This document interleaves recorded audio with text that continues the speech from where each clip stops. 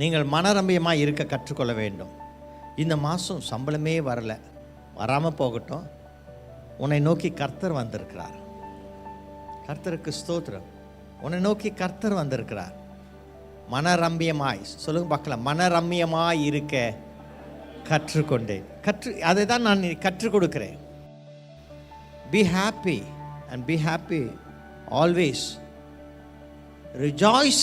Rejoice in the லார்டுக்கும் be happy in the லார்டுக்கும் வித்தியாசம் உண்டு. அதாவது மகிழ்ச்சியாக இரு என்ற ஒரு வார்த்தைக்கும் சந்தோஷமாக இருக்கிற வார்த்தைக்கும் வித்தியாசம் உண்டு. சந்தோஷமாக இருங்கள் என்று சொல்லும்போது ஒரு மனிதர்களுக்கு, இயற்கையான எல்லா மனிதர்களுக்கும், அவன் ரட்சிக்கப்பட்டிருந்தாலும் ரட்சிக்கப்படவில்லை என்றாலும் அவன் சந்தோஷமாக இருக்க கற்றுக்கொண்டால் அவன் ஜெயிக்கிற ஒரு மனுஷனாக இருப்பான்.